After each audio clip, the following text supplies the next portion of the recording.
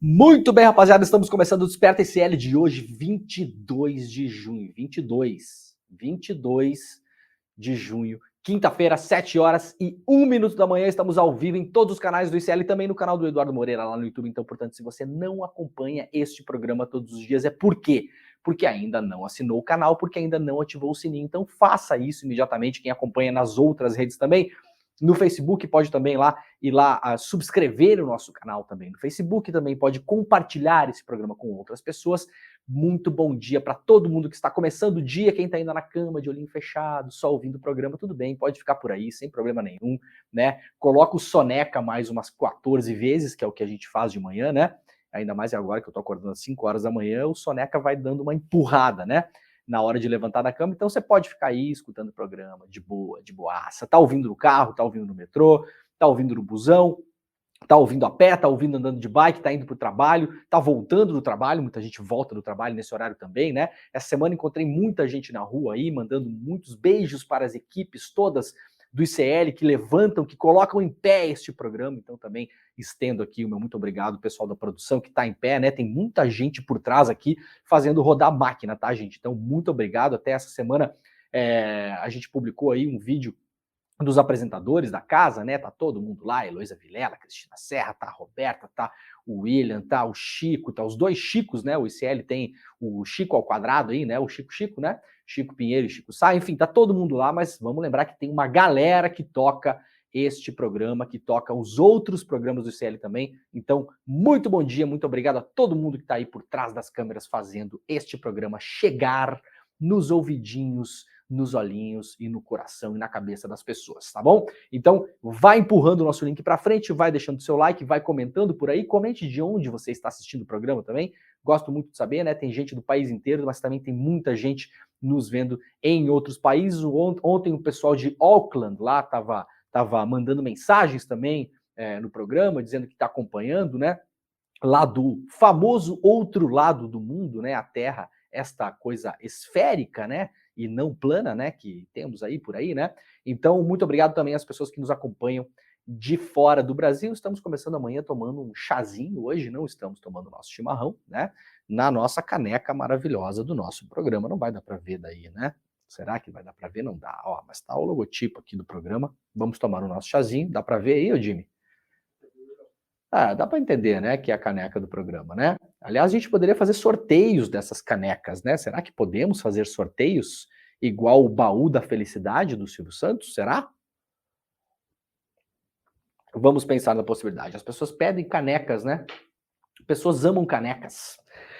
Muito bem, gente. Ó, temos dois assuntos, na verdade, três assuntos bastante importantes hoje no programa. Um assunto vem dos Estados Unidos, uma apuração do jornal Financial Times mostrando como os Estados Unidos se movimentaram para tentar evitar um golpe de Estado no Brasil. É claro que essa matéria está superestimada, é claro que a coisa não é bem por aí, tem muita coisa que saiu ali que já era pública também, né? Os congressistas americanos e também a defesa dos Estados Unidos falando que não apoiariam um golpe militar no Brasil. Aparentemente, o Biden está um pouco chateado, porque o Lula está dando uma de mal agradecido em relação a isso, né? Então, concluo que, pela primeira vez na história, que os Estados Unidos da América não tentaram insuflar um golpe no Brasil, eles querem ser aplaudidos. É basicamente isso que está acontecendo nesse momento, né? Então, Biden, o Lula não vai falar, vou falar para você aqui, João Biden, muito obrigado por não ter ajudado as Forças Armadas do Brasil, mais uma vez,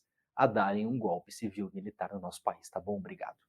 Como é que faz coraçãozinho? Eu nunca sei se é assim, né? Eu faço ao contrário e fica esquisito às vezes. Assim. Biden, obrigado, muito obrigado. A democracia brasileira agradece, tá bom? A gente vai falar disso daqui a pouquinho também e vai colocar uma coisa preocupante que já vinha saindo no ano passado, que é um dos militares citados ali, né? Para as pessoas que falam que não tinha gente dos altos comandos, que não tinha gente de alta hierarquia envolvendo, a gente vai mostrar que a matéria fala no ex-almirante, o senhor Álvaro Garnier, né? que era lá o comandante da Marinha, que estava doidinho para dar um golpe. Eu recuperei, inclusive, uma fala dele no ano passado, publicada por ele próprio em seu próprio canal do YouTube. Então, na verdade, não é nem um golpe às escondidas, né? Não é um golpe surpresa, não é o golpe surpresa que dariam para o Bolsonaro, né? Surpresa, Bolsonaro, temos o golpe, o senhor continua presidente. Não, é uma coisa muito diferente disso. Mas, claro, falaremos hoje da possibilidade do senhor Jair Bolsonaro começar hoje o seu périplo em direção à insignificância eleitoral, pelo menos, né? Política não. Bolsonaro não se tornará um ser insignificante na política nos próximos anos. Tirem vossos cavalitos da chuva, né? Isso não vai acontecer. Mas hoje, o Tribunal Superior Eleitoral começa o julgamento para uma possível inelegibilidade, ou seja, tirar a foto do Bolsonaro da urna eletrônica, né? É basicamente passar o antivírus na urna, isso, né? Bolsonaro com a possibilidade mais concreta do que nunca de ficar inelegível, de não poder participar de eleições até 2030. Ou não? Será? Tem uma coisinha aí que a gente vai explicar, né? Eu até botei no meu Twitter ontem, tem uma bomba armada aí, né? Tem um negócio, né? As pessoas, ai, não entendi que coisa de bomba é essa. É fácil de entender. Fica aqui que a gente vai explicar, né? Bomba armada é uma linguagem, né, popular, né? Um jargão popular, né? Então fica aqui que a gente vai explicar. Começa hoje a votação no TSE. Não sabemos se termina hoje, mas pela indicação do presidente do tribunal, o ministro Alexandre de Moraes, esse caso, essa votação terminará este semestre. Este semestre significa até o final do mês. É isso, Xandão, que nós entendemos? 22 de junho, quando termina o semestre? Daqui a 8 dias? É isso, né? Então, claro que não é exatamente isso, mas até o recesso que a corte fará, explicaremos isso daqui a pouquinho. Antes, vamos falar do Zanin, né? Novo ministro do STF. O Senado, então, ontem aprovou a indicação de Zanin ao STF por 58 votos a 18. Reportagem publicada lá no UOL, mas também, obviamente, espalhada pela imprensa brasileira toda. Essa foi a grande notícia do dia de ontem, né? A indicação do advogado Cristiano Zanin Martins, de 47 anos, ao STF foi aprovada por 58 votos a 18 no plenário do Senado na noite desta quarta-feira, portanto, noite de ontem. A expectativa é de que a posse do indicado pelo presidente Lula à corte seja em agosto, após o recesso judiciário. Zanin obteve 17 votos a mais do que o necessário para aprovação no plenário da Casa, que tem 81 senadores. Falamos sobre isso ontem aqui, inclusive na minha participação no ICL Notícias primeira edição, depois do Desperta, né? Imaginava que daria alguma coisa ali em volta de 55 votos, ou seja, é uma votação bastante folgada. O Zanin precisaria de maioria absoluta, de 81 senadores, portanto, não podemos dividir um senador ao meio, né? Então não poderia ter 40 votos e meio, precisaria de 41 votos para ser confirmado o novo ministro do STF. Ontem passou com larga vantagem, né? Tem jornal de mau humor hoje, por exemplo, o Estadão, né? O Estadão dizendo, uma das menores votações, aí você faz um recorte temporal, né? É uma das menores votações de quando? Da história? Não é. Longe de ser. É uma das menores votações do século XX? Não, também não é. É uma das menores votações desde o fim da ditadura militar? Não, também não é. Bom, pode ser uma das menores, né? Sei lá, a 11ª menor, a 28ª menor. Uma das menores você também faz recorte, né? É uma das menores votações, né? A gente pode dar essa manchete também lá no Estadão. Acho que o Estadão ia gostar. Zanin faz uma das menores votações da história do STF. De quando que é a história? Desde 1800 e não sei quanto, que o STF foi criado, final do século XIX, né? Não lembro exatamente a data. E uma das menores. Qual menor? É a 22ª menor. Mole fazer manchete assim, né? Que fácil, né? Estadão, vocês estão nadando contra a maré hoje na birra, tá? Na birra. A votação sobrou, o Zanin sobrou. Teve ministro que foi muito pior do que isso. O André Mendonça bateu na trave, quase não entrou. É uma forçada de mão, né? Tem outras coisas para falar, né? Já foi dado risada, como diz o meme, né? Então, não acreditem no mau humor do jornal Estado de São Paulo hoje, porque o jornal Estado de São Paulo apoiou fortemente o senhor Sérgio Moro, que ontem, aliás, mostrarei uma foto maravilhosa Quem está só ouvindo o programa, se puder, daqui a pouquinho eu vou avisar, eu vou mostrar a foto.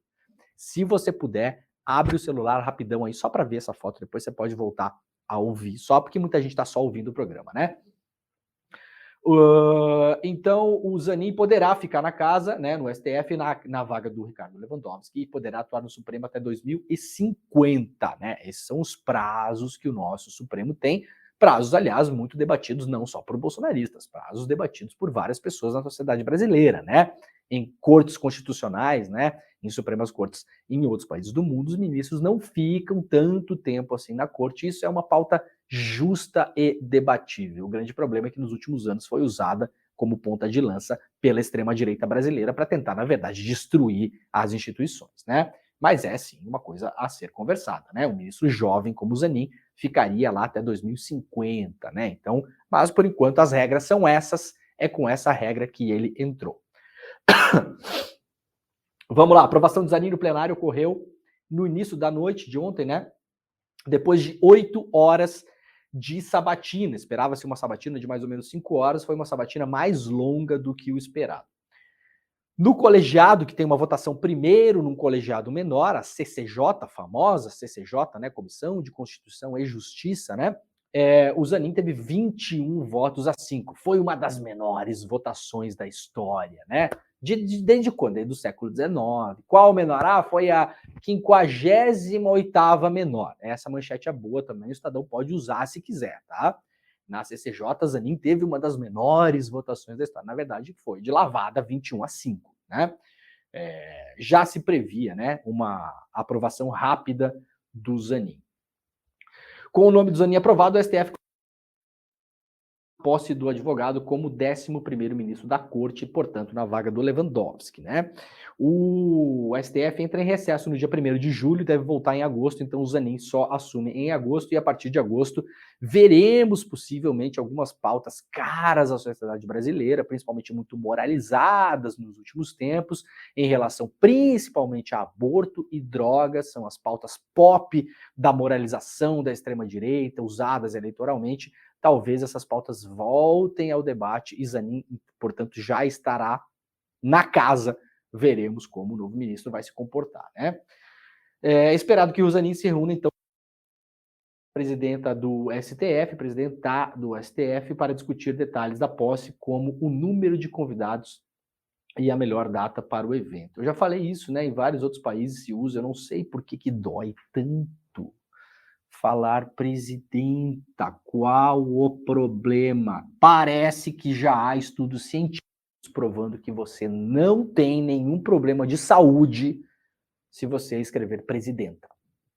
Tentem, não custa nada. Tentem uma vez, só uma, né? Não custa absolutamente nada. Isso vale para todos os cargos, né? Zanin herdará um dos menores acervos da corte, são 530 processos que estavam com o Lewandowski e passarão para as mãos do novo ministro. Entre os casos, há debate sobre a lei das estatais e o inquérito contra o deputado federal Josimar Maranhãozinho, aliado de Jair Bolsonaro, por desvio de verbas.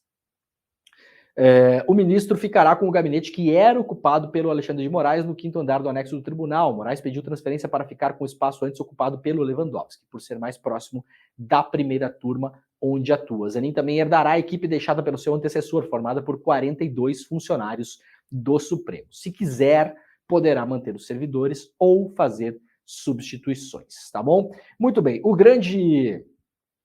nenhum contratempo ontem, importante, né? Nada aconteceu, feijoada, aquela coisa toda, mas, claro, o grande alívio cômico foi Sérgio Moro. Nós estávamos esperando, falei ontem, né? O embate Zanin-Moro, não haveria embate nenhum. Moro não tem capacidade formativa, né, de sinapses para conseguir fazer embate em alto nível com qualquer pessoa. Isso não é um julgamento de valor? Claro que é. Isso é um julgamento de valor sobre a capacidade cognitiva do Sérgio Moro. Posso ter a minha opinião, né, sobre a capacidade cognitiva do ex-juiz, e ela, na minha opinião, é baixíssima, ela é risível, ela é ridícula.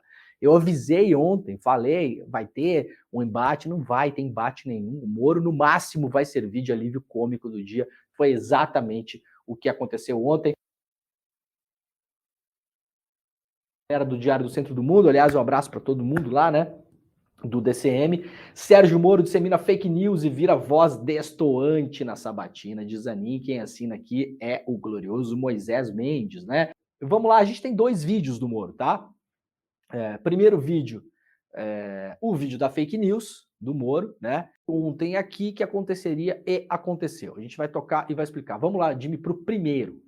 Eu li, por exemplo, vi na internet, não sei se é procedente ou não essa afirmação, que Vossa Excelência teria sido padrinho de casamento, do recente casamento do presidente. Não sei se é verdade ou não, e se não for, eu peço até minhas escusas, mas é importante para nós aqui do Senado termos presente essa relação, se ela vai além da atuação como advogado particular.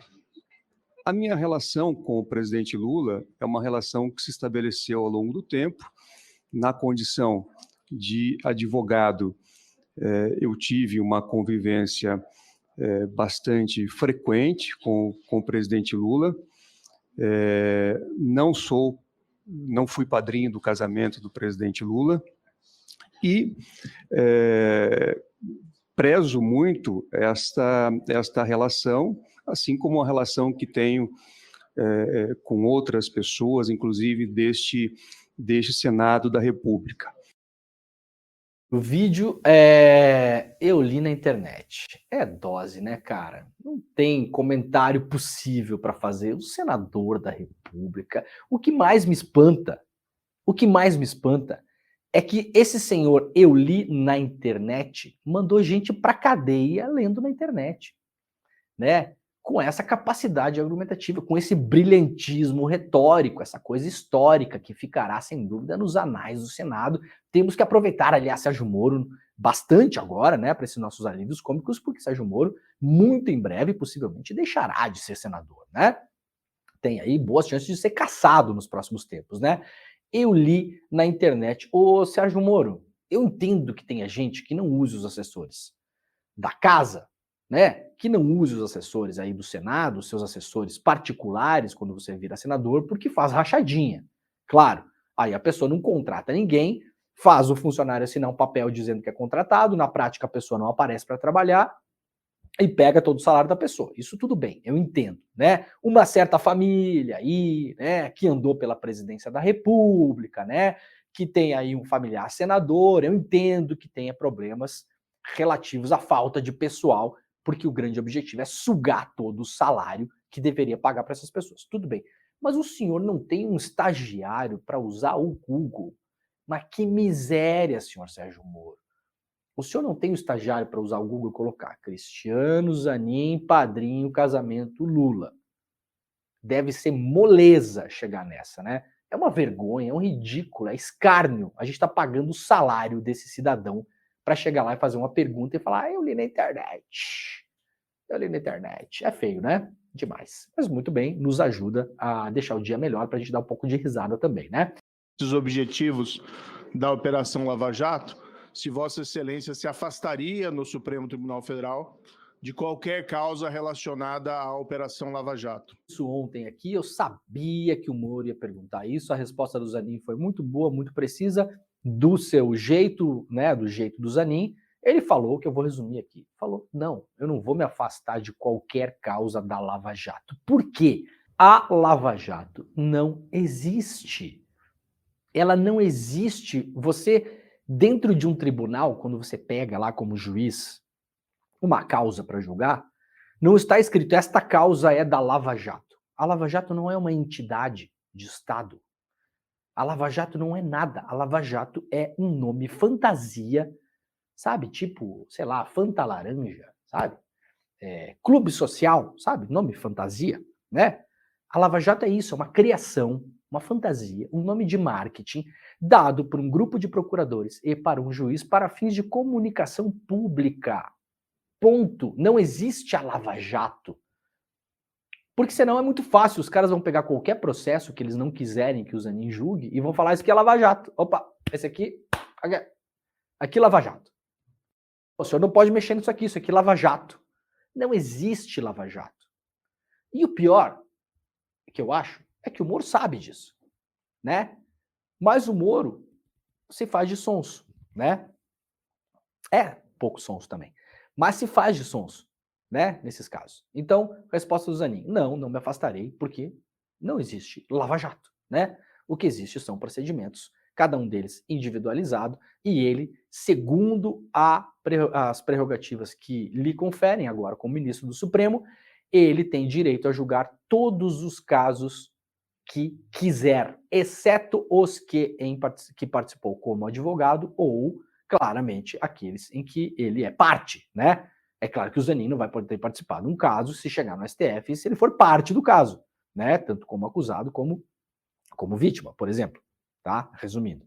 Então, óbvio, mas a Lava Jato não existe, né? Sérgio Moro não existe, Deltan Dallagnol não existe, ninguém existe dessas pessoas. A gente um dia vai acordar e eles vão ter desaparecido da vida pública brasileira e terá sido apenas um pesadelo de alguns anos e passará, tá bom?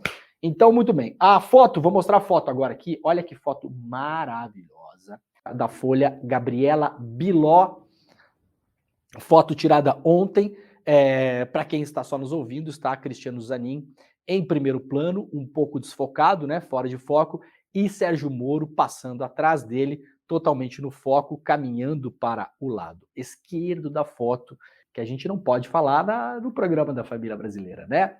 Mas vocês imaginem alguém com cara de pi, né? Porque é o seguinte, gente, esse cara aqui, 4 anos atrás, ele tinha certeza absoluta de que estaria hoje como ministro do Supremo Tribunal Federal. Certeza absoluta que a vaga que o Jair Bolsonaro tinha direito a indicar ministro, que acabou sendo ocupada pelo André Mendonça e depois pelo Nunes Marques, uma dessas vagas seria dele. Era isso que todo mundo comentava, todo mundo falava, Moro foi para o governo para isso, né? E abocanharia uma daquelas vagas. Hoje é um senador em processo de cassação, enquanto vê à sua frente o advogado do Lula, né? Que foi tantas vezes humilhado durante as sessões pelo Moro. O Zanin tinha uma tarefa inglória, uma causa perdida de fato, e apesar disso foi lá e lutou pela causa até o fim, né? E o trabalho dele foi, obviamente, muito importante para a soltura do Lula, obviamente que sim, mas o Zanin estava lá numa causa perdida, ele sabia disso. No entanto, estava lá. E foi tantas vezes pezinhado por esse cidadão que achava que hoje estaria no topo do mundo, e a sua foto de hoje é essa cara de pi atrás do agora ministro do Supremo Tribunal Federal, Cristiano Zanin Martins. A história, ela é maravilhosa, né? Muito bem, vamos lá falar de Bolsonaro. Por que Bolsonaro deve se tornar inelegível? Há chances de reverter. A Fórum aqui ouviu hoje o especialista em direito, o advogado Renato Ribeiro de Almeida, elucida o que está sendo analisado pelo TSE no julgamento do Bolsonaro. Hoje, portanto, então começa o julgamento do senhor Jair Bolsonaro. Como serão as coisas mais ou menos lá hoje? Hoje começa com o voto do relator. Um voto ao que parece que foi divulgado nos últimos dias aí, um voto bastante extenso, um voto de centenas de páginas. Há duas possibilidades. O relator pode querer ler o voto na íntegra, né? Ou pode fazer um resumo do seu voto, tá? Não sabemos exatamente como as coisas vão andar. Como o presidente da corte, o ministro Alexandre de Moraes, já falou que este processo termina no primeiro semestre, portanto, em tese, antes de entrar em recesso à corte, imagina-se que o relator não vá fazer muitas delongas hoje, tá? Para dar agilidade à votação dos outros ministros. Lembrando que são 7 ministros que votam, né? Então pode ser aí um 7-0, pode ser aí um 6-1, ou, claro, poderemos ter surpresas, tá? Então, quem quiser entender, a revista Fórum tem esse resumo aí que explica rapidamente para vocês que estão querendo se inteirar hoje, e depois que acabar o programa quiser passar um texto para alguém, passa esse da Fórum, tá bem explicado lá, tá? Ministros, advogados e MP, quem é quem no julgamento do Bolsonaro no TSE, traz hoje também a Carolina Brígido lá no UOL. Estão previstas, começa hoje, portanto, né? Como o rito processual prevê a manifestação de advogados e do representante do Ministério Público antes da votação, o mais provável é que os votos dos ministros sejam proferidos na semana que vem, e já adianta aqui a Carolina Brígido, né? Quase ninguém acredita que esse julgamento termina hoje, né, gente? Porque são muitos procedimentos para serem cumpridos na corte. Estão previstas 3 sessões para o julgamento. A de hoje, portanto, uma outra no dia 27 e uma última no dia 29. Portanto, as 3 antes do recesso. Então, de novo, não tem como saber, mas a seguir o que o Alexandre de Moraes vem falando, possivelmente no dia 27 ou mais tardar 29, saberemos se Bolsonaro foi condenado e estará fora das eleições até 2030, tá bom? O julgamento de hoje começa às 9 horas da manhã e será transmitido aí pelo canal do TSE no YouTube, tá? Eu sugiro que vocês acompanhem o ICL Notícias primeira edição, porque, claro, o ICL Notícias primeira edição vai tratar disso, e vocês sabem que essas sessões do TSE e tal são chatíssimas para um zaralho, né? Então você não vai pegar no sono e ficar lá vendo a sessão do TSE, você acompanha o N1 aqui, e o N1 vai trazendo os principais destaques durante a votação, melhor, né? Com comentários qualificados e aquela coisa toda, né? O primeiro a falar, portanto, hoje é o relator, ministro Benedito Gonçalves, que tem um relatório de 460 páginas, com os principais pontos da investigação. O relatório é público, foi distribuído com antecedência aos integrantes da corte para auxiliar na elaboração dos votos. E aí seguirá depois a ordem dos acontecimentos, né? Em seguida, o autor da ação, Valber Agra, que é advogado do PDT, fala por 15 minutos, porque foi o PDT que apresentou essa ação para caçar o Bolsonaro no TSE. Então, o autor da ação vai explicar o motivo pelo qual o PDT fez isso, né? Depois, o advogado de defesa do Bolsonaro, Tarcísio Vieira de Carvalho, falará logo depois, na tribuna. E depois dos advogados, o vice-procurador-geral eleitoral, Paulo Gonet Branco, vai se manifestar também por 15 minutos. Portanto, o voto do relator, a fala de quem propôs a ação de cassação, a fala do advogado do Bolsonaro, a fala do Ministério Público, tá? Essa é a ordem que teremos hoje, né? Eu trago aqui a Carolina Brígido é que isso aconteça na próxima sessão do dia 27, a depender de quanto se alongar essas falas iniciais do dia de hoje, tá? Mas hoje, com certeza, sairemos da sessão sabendo exatamente onde está colocado o processo. Ação que pode tornar Bolsonaro inelegível. Elementos incluem documentos de inquéritos, relatórios e testemunhas. Então, isso aqui o processo do Bolsonaro refere-se ao quê? A gente tem um vídeo até. Vamos fazer o seguinte, vamos botar rapidamente esse vídeo. Esse vídeo é o vídeo, o paciente zero, né, dessa coisa toda. Esse vídeo é um vídeo editado lá pelos jornalistas, colegas do jornal O Globo, que resume os principais pontos de atenção, as principais ilegalidades que o Bolsonaro cometeu na acusação, né? Estamos vendo agora, a acusação aponta esses atos, essas falas como ilegalidades, que é o vídeo do dia em que o Bolsonaro chamou os embaixadores estrangeiros do Brasil para mentir sobre o processo eleitoral brasileiro, distorcendo e inventando fatos sobre uma investigação da Polícia Federal que não dizia, não concluía o que Bolsonaro estava concluindo nesse dia. Vamos tocar o vídeo e depois a gente volta. Estamos a 3 meses das eleições.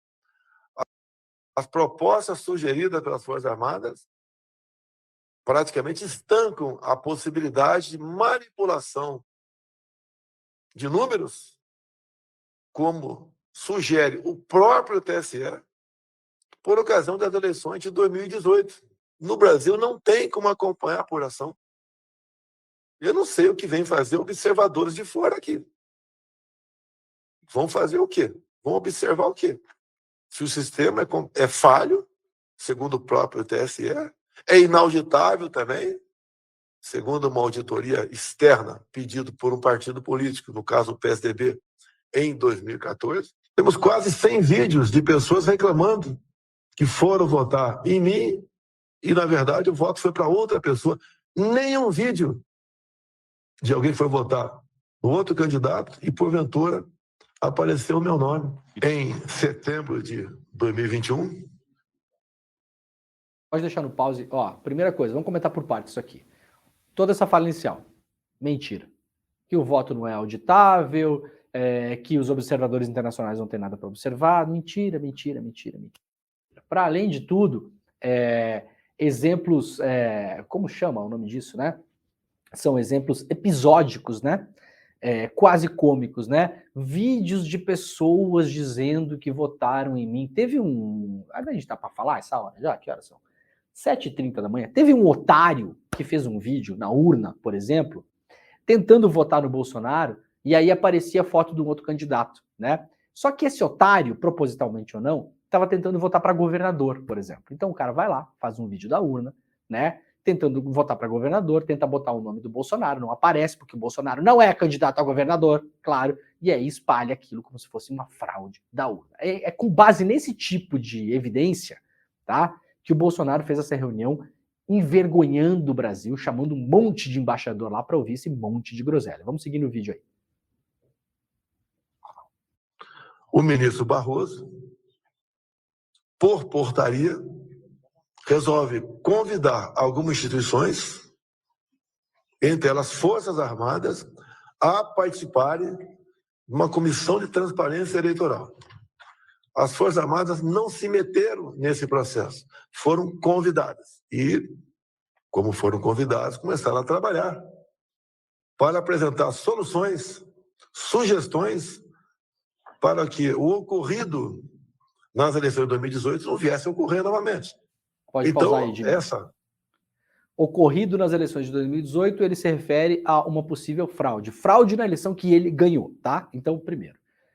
Segunda coisa, as Forças Armadas foram convidadas porque o TSE abriu as portas para várias instituições de Estado, inclusive para as Forças Armadas. Vamos lembrar, as Forças Armadas fizeram o seu tal do seu relatório paralelo para investigar as eleições. Sabe o que encontraram? Nada.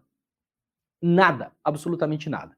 Aliás, relatório esse dispensável. Na próxima eleição, viu, Forças Armadas, a gente não precisa do relatório de vocês. Ninguém quer militar dizendo se a nossa eleição está funcionando ou não. Os senhores cumpram os seus deveres constitucionais, tá? Que os senhores são uma força de Estado da qual,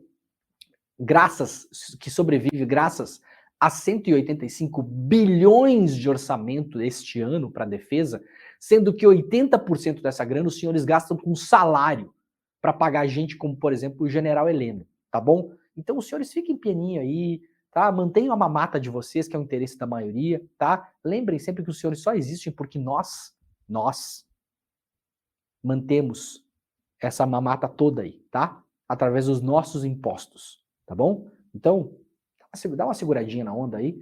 Vamos seguir o vídeo aí. Volta. Essa acusação que eu vazei dados, o inquérito, que é ostensivo, não tem qualquer classificação sigilosa, é uma acusação simplesmente infundada. Carece de base, de amparo legal. É uma acusação mentirosa. E se tivesse, estava errado. Porque quando se fala em eleições, se veio à nossa cabeça transparência. E o senhor Barroso, também com o senhor Fachin, começaram a andar pelo mundo me criticando. Pode dar um pause aí? O vídeo tem mais 1 minuto e pouco, a gente não vai se delongar sobre isso, mas daqui para frente, o Bolsonaro traz esse inquérito da Polícia Federal que prova, entre aspas, na cabeça do Bolsonaro, e não só na dele, né? Na dos senhores que estavam em volta dele ali, principalmente vários militares, né? De altíssima patente, alguns deles da ativa, tá? Que mostra que a Polícia Federal fez uma investigação e que mostra que hackers poderiam manipular a votação dentro do TSE, que poderiam, nas palavras do Bolsonaro, tirar votos de um candidato e colocar no outro. Esta conclusão é mentirosa. Quem está dizendo isso não sou eu, não é o Che Guevara, não é o Fidel Castro que está dizendo isso, né? Não é o pessoal da Ursal, tá? Quem disse que essa conclusão do Bolsonaro é mentirosa foi o delegado que fez a investigação. O próprio delegado que fez a investigação foi ouvido pela própria corporação e falou: esta conclusão é falsa. nunca chegamos a nenhuma evidência, nem próximo disso, de que pessoas estariam no sistema do TSE com capacidade para mudar votos de um candidato para o outro. Isto é mentira. Esse é o ponto. Tá bom, Jimmy, podemos tirar o vídeo. Esse é o ponto central do julgamento que acontece hoje, tá bom? Qual que é a grande questão que está em evidência agora, né? A estratégia do Bolsonaro está dizendo o seguinte, esse processo, ele que se refere a esse caso, da reunião com os embaixadores, ele tem um problema. Qual que é o problema, senhor advogado do Bolsonaro? O problema é o seguinte, que ao longo do tempo, o ministro relator do TSE foi aceitando novas provas. Essas provas foram apensadas no processo, enviadas ao processo, mandadas ao processo, vamos simplificar a coisa aqui para todo mundo entender, né? Pelo próprio autor da ação, o PDT, mas também foram cavocadas ali, pedidas ali pelo próprio tribunal, pelo ministro relator. O que é que alega o Bolsonaro? Em 2017, durante o famoso julgamento da chapa Dilma Temer, tá? Vamos lembrar, 2017 Dilma já não é mais presidenta da República, já havia caído, já havia sofrido o impeachment, né? O Temer é o presidente, e aí o TSE tem uma ação lá pendente para caçar a chapa na eleição. Acusação, a principal, caixa 2. O que é que acontece ao longo do tempo? Tem a Lava Jato ouve os delatores, e essas falas dos delatores são colocadas no processo, depois do processo iniciado, tá bom? O relator, na época, dizia, se não me engano era o ministro Herman Benjamin, dizia que ele tinha o direito de fazer aquilo em busca da verdade. Ele poderia produzir novas provas em busca da verdade. No entanto, essa tese foi derrubada pelo TSE. A pedido de quem? Do Gilmar Mendes, na época. Falou que esse argumento era falacioso e que aquelas novas provas não poderiam entrar. É isso que o Bolsonaro está dizendo agora. A defesa do Bolsonaro diz o seguinte, o Bolsonaro tem que ser julgado somente pelo que ele falou aos embaixadores. Ele não pode, nesse processo, responder pela minuta do golpe do Anderson Torres, pelas falas que ele incitou a população e que depois culminaram no 8 de janeiro, pelas coisas que apareceram no celular do tenente-coronel Mauro Cid, tá? Então a defesa do Bolsonaro está dizendo isso. Olha, o processo refere-se ao caso dos embaixadores. Essas outras coisas todas aqui não podem ser colocadas no processo, tá bom? Na época do julgamento da Dilma Temer, o voto de pelo menos 2 ministros da época disseram o seguinte: tudo bem, não aceitaremos as provas novas no processo. E aí, no fim das contas, o Temer se livrou de uma cassação, tá? Não aceitaremos, mas não é que não estamos aceitando por elas serem novas. Não estamos aceitando por elas serem ruins. Porque elas não tinham conexão direta com o caso e porque, na época, eram apenas palavras de relatores, de delatores, né? E palavra de delator não é prova, tá bom? Isso deixar bem claro, né? Alguém pode chegar ali e falar o que quiser, né? Precisa sempre provar. Então, de todo modo, o Bolsonaro está alegando, olha, já foi feito assim no passado, tem que ser feito assim agora. O que é que pode acontecer a partir de agora? A gente vai ver o que vai acontecer. Primeiro, pode que a corte rejeite essas novas provas. Pode. Seria, em tese, um processo mais seguro. Por que é que eu estou falando que tem uma bomba relógio armada aí, que ela pode estourar no futuro ou não, tá? Por quê? Porque se o Bolsonaro for condenado com o aceite dessas novas provas, obviamente você abre mais flancos nesse mesmo processo para que ele recorra ao Supremo depois. Essa é a grande questão. E o Supremo pode, depois, vamos imaginar o seguinte, Bolsonaro condenado, essas novas provas todas foram aceitas no processo. A minuta do golpe, o celular do Mauro Cid, o 8 de janeiro, isso tudo entra, tá? Não fica só circunscrito lá a questão da reunião dos embaixadores. Isso tudo entra. Bolsonaro condenado, perde o mandato, recorre ao STF. Sabe o que pode acontecer no STF? Decisão monocrática de um ministro do Supremo derrubando a decisão do Tribunal Superior Eleitoral. Pode acontecer. Já aconteceu? Já aconteceu. Quando? Ontem. Né? Não literalmente ontem, mas ontem. Notícia de 2/6, portanto, junho do ano passado, um ano atrás. Nunes Marques suspende decisão do TSE que cassou o deputado bolsonarista acusado de divulgar fake news. Deputado estadual Fernando Francischini, do União Brasil do Paraná, afirmou, sem apresentar provas, que urnas foram adulteradas para impedir a eleição do presidente Bolsonaro. O tema é exatamente o mesmo, inclusive, né? É claro que não são casos exatamente iguais, cada caso é um caso e vai julgado com as provas que tem ali dentro, claro. Mas o tema é o mesmo, ele foi cassado pelo Tribunal Superior Eleitoral e uma decisão monocrática do Nunes Marques devolveu a ele o seu mandato. Então, atenção nisso, muita atenção nisso, tá bom? Veremos como as coisas andam daqui para frente, veremos se essas provas novas serão aceitas ou não, se vai haver um debate sobre isso, né? Pode, tecnicamente, até, se eu bem me lembro, na época do julgamento do Temer e da Dilma, pode haver o debate sobre se aceita-se ou não essas provas, né? Isso vai interferir no julgamento depois, claro, mas, de novo, se o Bolsonaro for condenado hoje com essas provas novas, o voto e os votos precisam ficar bem amarrados. Eu quero lembrar, em 2017, o voto de ao menos 2 ministros. E isso é um caminho que pode ser tomado hoje.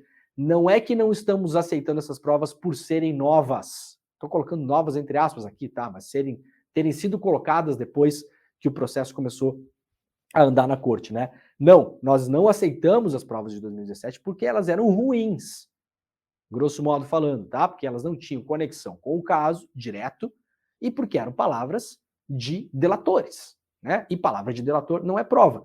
No caso do Bolsonaro, as provas têm outra consistência. Então, se elas forem aceitas, eu espero que o tribunal amarre muito bem isso, porque, de novo, é aquela clássica bombinha relógio de desenho animado que vai um monte de gente comemorar que esse cara fica fora das urnas e daqui a pouquinho, num prazo determinado ou indeterminado, vai lá um ministro do Supremo e pum, devolve para ele o mandato dele numa canetada, tá?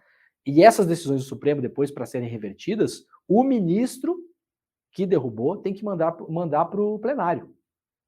E isso, os prazos do Supremo, todo mundo sabe, né? É aquela várzea.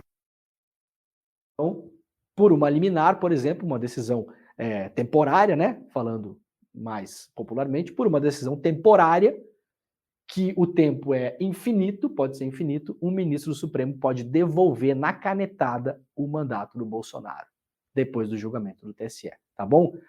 De novo, gente, ninguém sabe o que vai acontecer, tá bom? No Brasil, cada vez mais, esses julgamentos de cortes superiores, é tudo um mistério, os caras podem fazer uma coisa hoje, daí amanhã faz outra, e muda entendimento, e vem alguém e fala isso, vem alguém e fala aquilo. Então, assim, não acreditem nos oráculos do judiciário que estão por aí cheios de certezas, tá?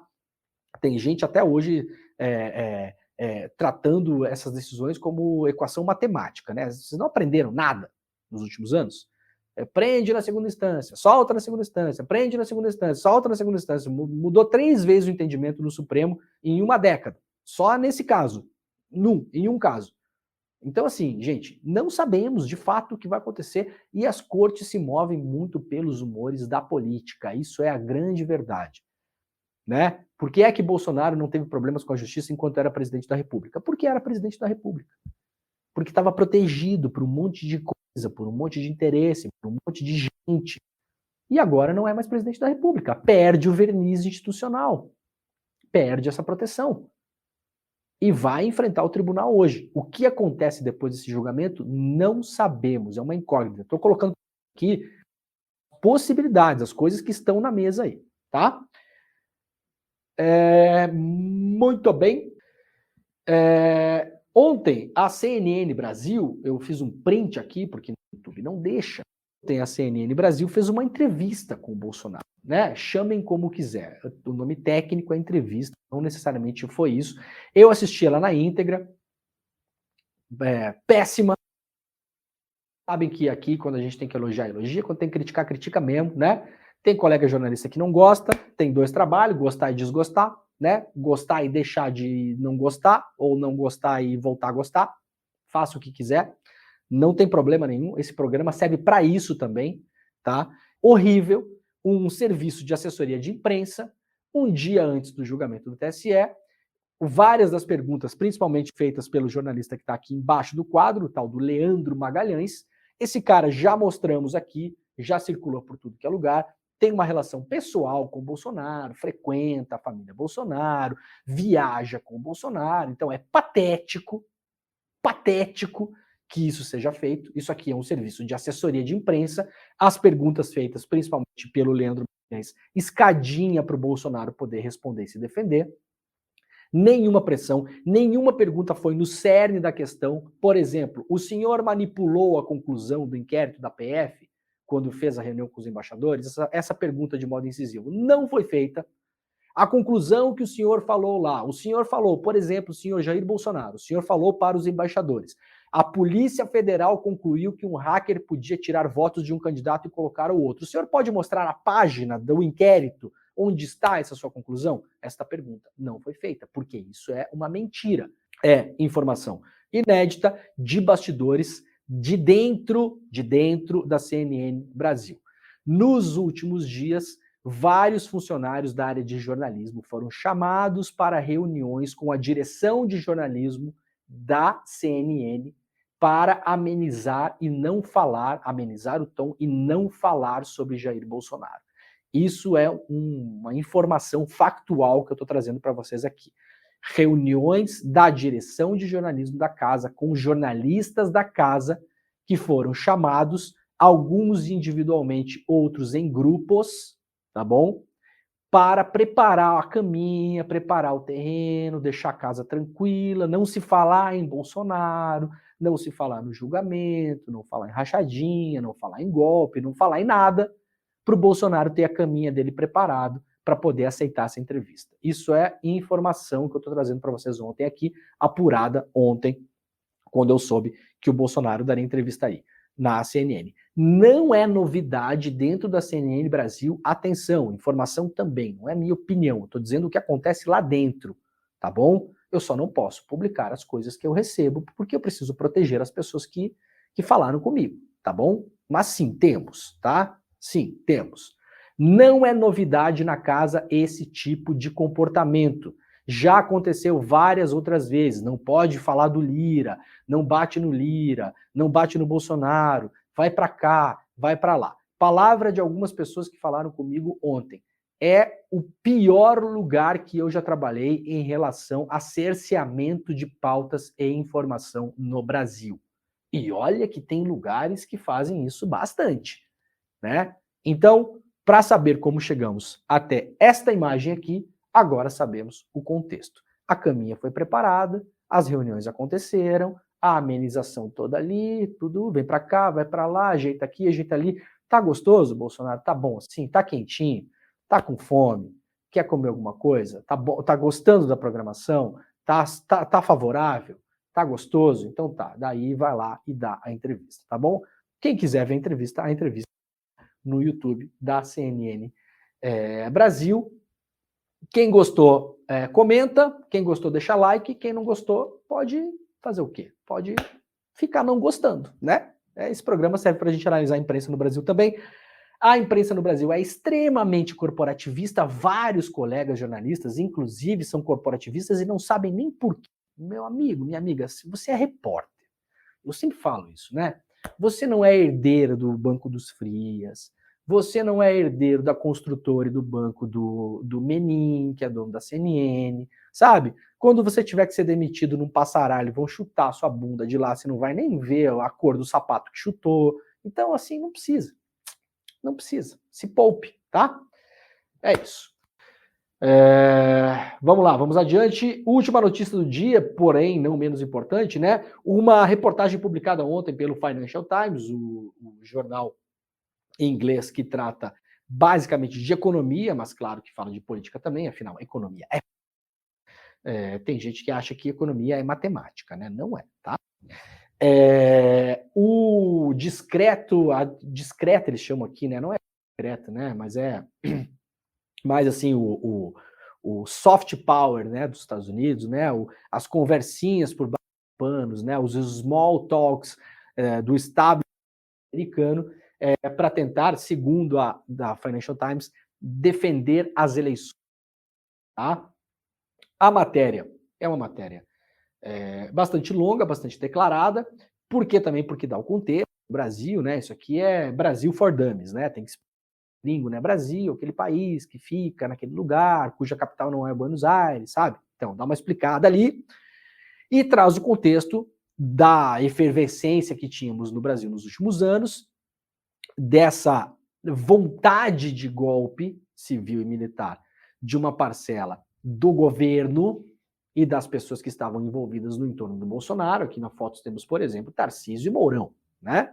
Na foto do Financial Times. Basicamente, de mostrar como os Estados Unidos mandaram vários alertas, alguns já eram no ano passado, dizendo para os militares brasileiros que se eles cruzassem a linha, os Estados Unidos retirariam apoio. É talvez a primeira vez na história que os Estados Unidos abertamente falam que não querem um golpe na América Latina, o que já é por si só. Aqui temos que bater palma. Parabéns. Parabéns. Obrigado não, parabéns, tá? Só isso. E aí fala muito ali na matéria, né, de um cidadão, o senhor, deixa eu catar o nome dele aqui, ó. O Garnier, vamos pegar o nome direitinho aqui. O almirante Almir Garnier Santos, que era na Bolsonaro o comandante da Marinha. Esse cara é um dos mais duros, segundo as negociações de Washington, para ser convencido do Brasil. Era o cara que ia os altos generais ali, almirantes, Forças Armadas, é o que mais queria dar um golpe de Estado no Brasil. A gente vai mostrar vídeo dele em um evento que aconteceu em dezembro do ano passado, portanto, poucos dias antes da intentona golpista do 8 de janeiro, enquanto ele ainda era o comandante da Marinha. Reparem o que ele fala nesse vídeo. Muitas vezes queremos navegar em direção ao porto seguro em linha reta, mas a tempestade nos impede e nós temos que navegar de acordo com o que aprendemos a navegar para contornar furacões, a fim de não perder o nosso barco, de não colocar em risco nossa tripulação. Mas saibam, senhores, que a manobra de tempestade guiará novamente o barco em direção ao porto seguro que queremos. E lá chegaremos. Pode demorar um pouco mais, mas chegaremos. Muito bem, não parece ter muita dúvida sobre o que ele está falando, né? Lembrando, isso aqui é dezembro do ano passado. Dezembro do ano passado. Este vídeo não está escondido em lugar nenhum, muito antes pelo contrário. Este vídeo, que é a formatura de militares, na qual ele participa da cerimônia como comandante da Marinha, né? É a formatura de fuzileiros navais. Este vídeo está publicado no canal de YouTube do senhor Garnier. Está lá publicado em evidência. Os comentários que são comentados pelas pessoas lá no vídeo chegam à conclusão óbvia que estamos chegando aqui agora. Isso é uma fala golpista, né? Isso é uma fala golpista. Esse cidadão ficou famoso por levar adiante o blá blá blá do Bolsonaro sobre fraude nas urnas, deu várias declarações em relação a isso enquanto era comandante da Marinha.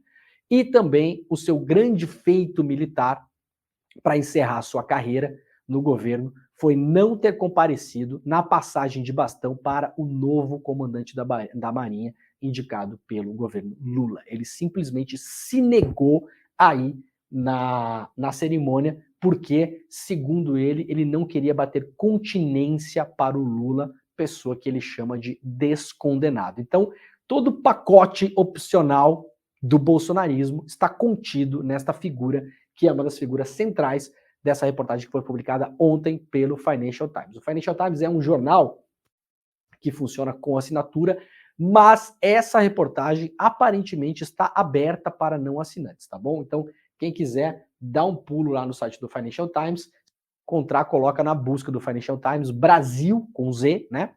Que vai rapidamente encontrar essa matéria, vai poder ler, inclusive pode ler com auxílio aí de Google e tal, pode botar no tradutor. Para quem não lê inglês, tá bem fácil. Hoje você pega o link da matéria, Atenção para a dica final do programa. Pega o link da matéria, para quem não sabe isso, abre o Google Tradutor, lá no Google, e coloca o link no Google Tradutor, que ele vai traduzir a página para você, e você, ó, lê em português de Google Tradutor, que não é lá aquelas coisas, mas tudo bem, né? Muito bem, rapaziada, terminamos o programa de hoje, quinta-feira, 22 de junho, 7h59 da manhã. Agora está começando o ICL Notícias, primeira edição. Pega o link e corre para lá. Nós voltaremos amanhã, sexta-feira, às 7 horas, ao vivo. Obrigado. Tchau.